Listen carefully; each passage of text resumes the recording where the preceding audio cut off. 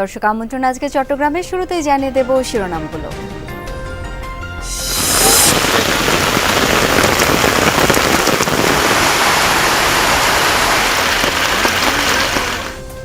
ঢলের পানিতে কক্সবাজারের পরিস্থিতির আরও অবনতি, তলিয়েই রাঙামাটি বান্দরবানের নিম্নাঞ্চল, ঝুঁকিপূর্ণভাবে বসবাসরতদের নিরাপদে সরে যাওয়ার আহ্বান।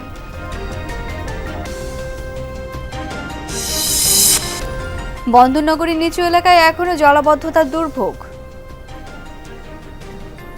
বৃষ্টি হলে মনে করো পানি 2-4-5 দিন থাকে পানি কোনোদিন নামে না। নিজের ঘর ফালাই কথা 12 মাস তাই তাহাম করে রাখতে এই দুর্গতি আর এই কষ্ট। আশাবার অনেক মূল্যবান মালপত্র নষ্ট হয়ে যাচ্ছে।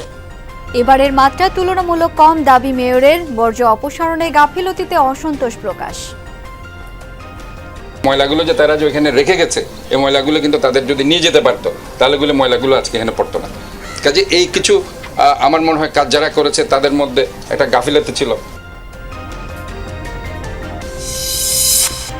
চট্টগ্রামে জমে উঠতে শুরু করেছে কোরবানির হাট, দাম নিয়ে মিশ্র প্রতিক্রিয়া। মাঝারি গরুর চাহিদা বেশি।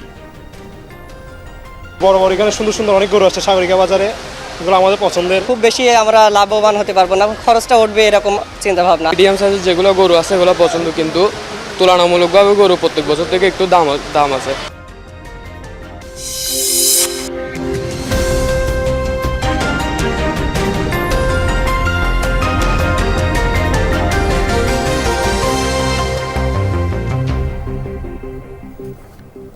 দর্শক শিরোনামগুলো দেখছিলেন, আপনাদের সাথে আছি আমি শাওন দত্ত। জানাবো বিস্তারিত। টানা বর্ষণে বন্যা পরিস্থিতির অবনতি হয়েছে কক্সবাজারে, বিস্তীর্ণ নিম্নাঞ্চল প্লাবিত, ঘরেও পানি ঢুকে পড়ায় জনদুর্ভোগ চরমে। রাঙ্গামাটি এবং বান্দরবানের পরিস্থিতিও অপরিবর্তিত।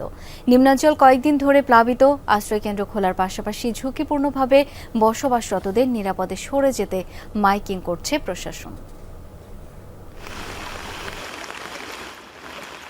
ভারী বর্ষণ ও পাহাড়ি ঢলের কারণে কক্সবাজারের সদর উপজেলা, চকরিয়া, উখিয়া, রামুসহ 9 উপজেলার চিত্র এখন এমন। তলিয়ে আছে ঘরবাড়ি, রাস্তাঘাট, দোকানপাট, পুকুর, মাছের ঘের।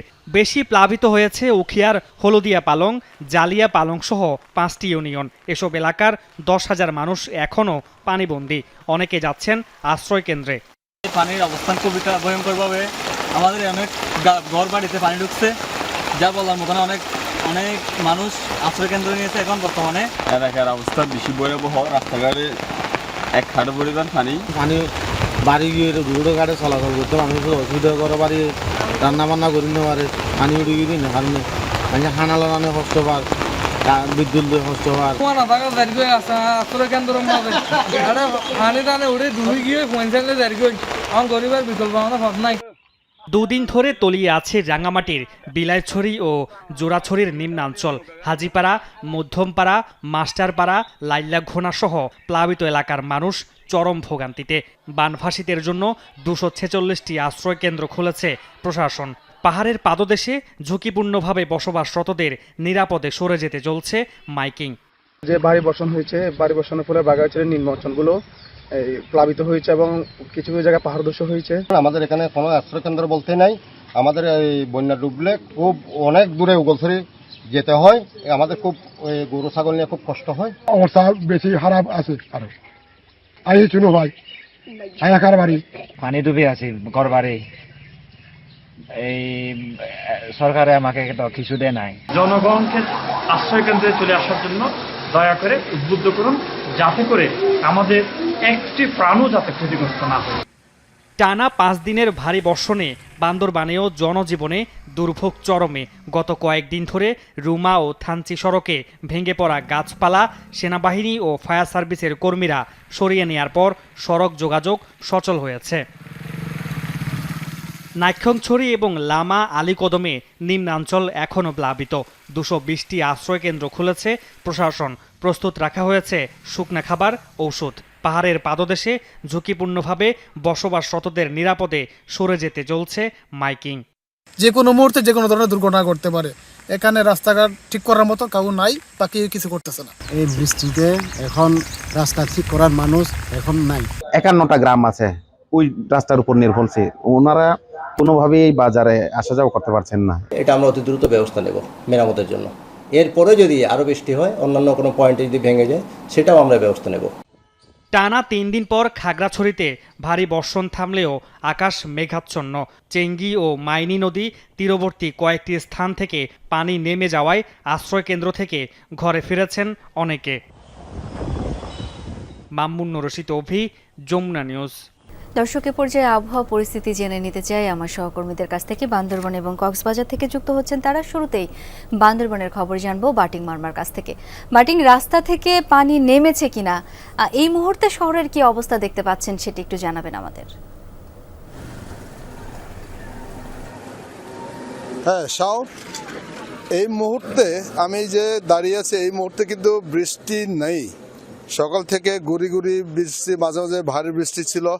এই মুহূর্তে যেহেতু বৃষ্টি নেই, তো আপনি দেখতে পাচ্ছেন আমার পিছনে শঙ্খ নদী। এই শঙ্খ নদী প্রবহমান। এখানে আজকের দিনে কিন্তু শঙ্খ নদীর পানি কিন্তু নেমে যাচ্ছে, অর্থাৎ বৃষ্টি যেহেতু নাই, পানিগুলি নেমে যাচ্ছে। শহরে জলাবদ্ধতা এটি আসলে মানব সৃষ্টি, এটি কোনো প্রকৃতির ক্ষতি না। এটা মানুষরা যে আপনার এই ভূমি দখল করে যে ঝিরি ঝর্ণার পথ রোধ করে কারণেই কিন্তু এই জলাবদ্ধতা। যেমন আপনার এই যে আলীকদম এবং নেক্ষংছড়িতে বেশ কয়েকটি সড়ক কিন্তু পানির নিচে ছিল। এখন বৃষ্টি না হওয়ায় এই সড়কের থেকে পানি সরে যাওয়াতে এই মুহূর্তে কিন্তু যান চলাচল মোটামুটি স্বাভাবিক। আর বান্দরবনে বিভিন্ন জায়গায় আমি ঘুরে দেখেছি যে কিছু কিছু এলাকায় যে আপনার শহরের রাস্তার পাশে গাছ উপড়ে পড়েছে, পাহাড় ধস হয়েছে। এগুলি ফায়ার সার্ভিস এবং সেনাবাহিনীর তত্ত্বাবধানে এগুলি সরে ফেলা হয়েছে, যার কারণে যান চলাচল মোটামুটি স্বাভাবিক আছে। এবং বান্দরবনে বলতে গেলে এই মুহূর্তে আবহাওয়া বেশ উন্নতি হয়েছে বলা যায়, যে আজকে 142 মিলিমিটার বৃষ্টিপাতের রেকর্ড করা হয়েছিল।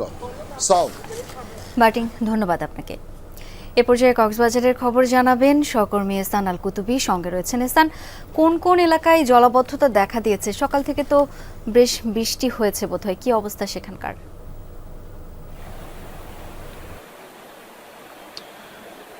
শাওন, দুপুর পর্যন্ত বৃষ্টি ছিল, আর রাত্রে তো ভারী বৃষ্টি। একেবারে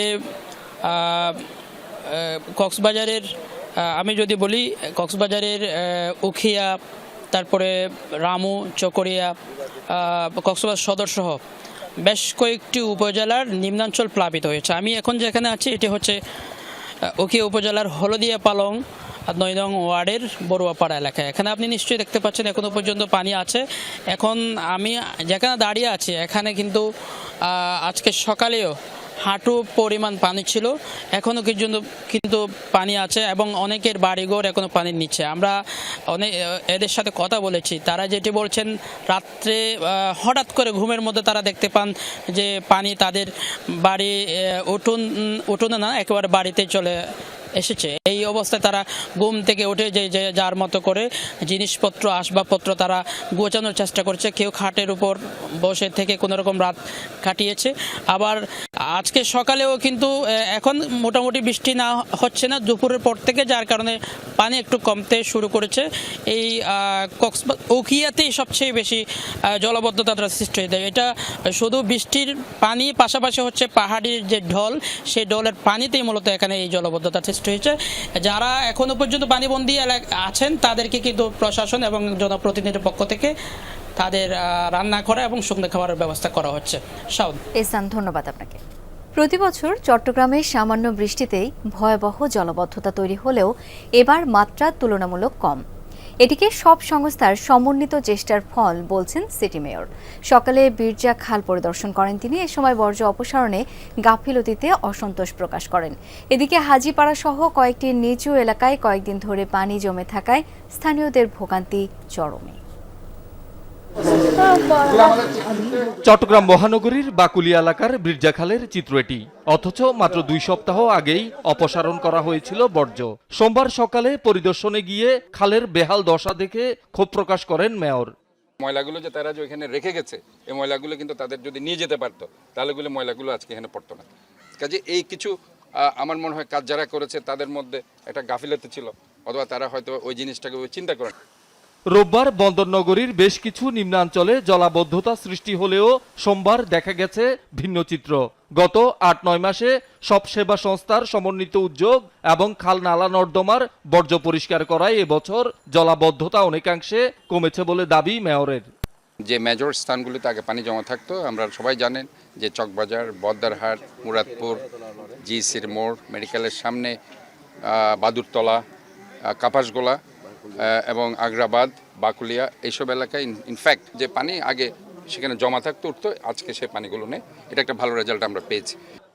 কয়েক দশক ধরে চট্টগ্রামের প্রধান সমস্যা জলাবদ্ধতা। তবে এবার বৃষ্টি বা জোয়ারের পানি দ্রুত নেমে যাচ্ছে বলছেন নগরবাসী। পানি যাওয়ার ব্যবস্থাটা ভালোই, ড্রেনটা হচ্ছে বড় ড্রেন কারণে পানিটা কি তাড়াতাড়ি নেমে যায়। যে পরিমাণ বৃষ্টি হয়েছে ওই পরিমাণ পানি শহরে জমা ছিল না, যার কারণে অনেক সুফল পাইছে। এই জন্য ম্যাম মহোদয়কে ধন্যবাদ। অন্যান্যবার তো পানি উঠলে 2-3 দিন পর্যন্ত থেকে যেত, এখন তো এবার পানি উঠছে, হয়তো বৃষ্টির পানি উঠার পরে আবার কিছুক্ষণ পরে আবার নেমে গেছে। যে রোডটা উঁচু করছে ওই রোডটা আপনার পানি জমতেছে না। পরিষ্কার পরিচ্ছন্নতা রাখে অটোমেটিক আর কি আপনার পানি থাকবে না। তবে হাজীপাড়ার মতো বেশ কিছু নিচু এলাকাতে কয়েকদিন ধরেই জমে থাকছে বৃষ্টির পানি, ঢুকে পড়ছে বাসাবাড়ি, দোকানপাটে। বৃষ্টি হলে মনে করো পানি 2-4-5 দিন থাকে পানি কোনোদিন নামে না।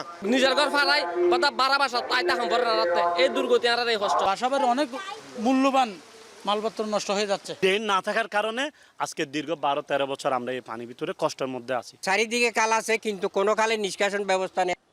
সোমবারও দিনভর হালকা থেকে মাঝারি বৃষ্টিতে ভোগান্তিতে পড়েন কর্মজীবী মানুষ।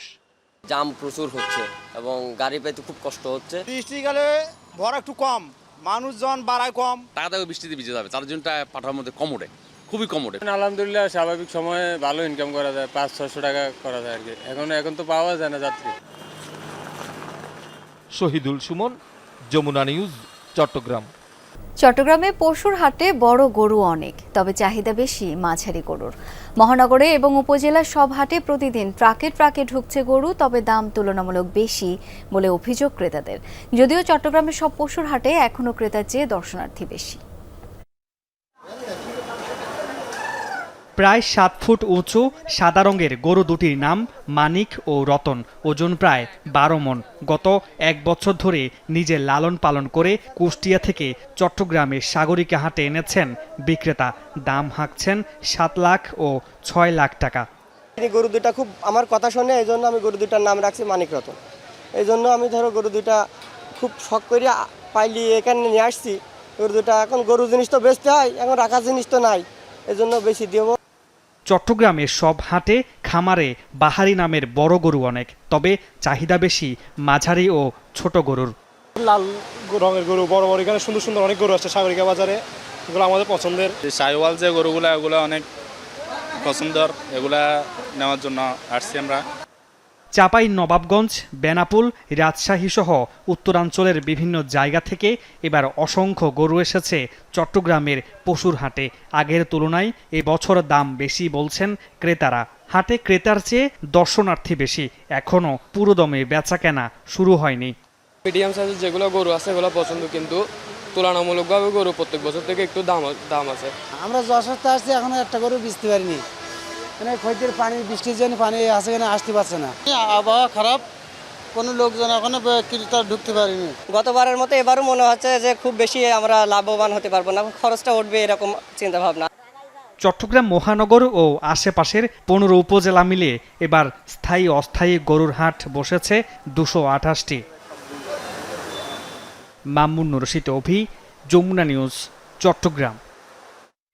দর্শক, এ পর্যায়ে চট্টগ্রামের সাগরিকা হাট থেকে যুক্ত হচ্ছেন সহকর্মী আলামিন শিকদার। আলামিন, পশুর সরবরাহ আজকে কেমন দেখছেন? ক্রেতা সমাগম কেমন?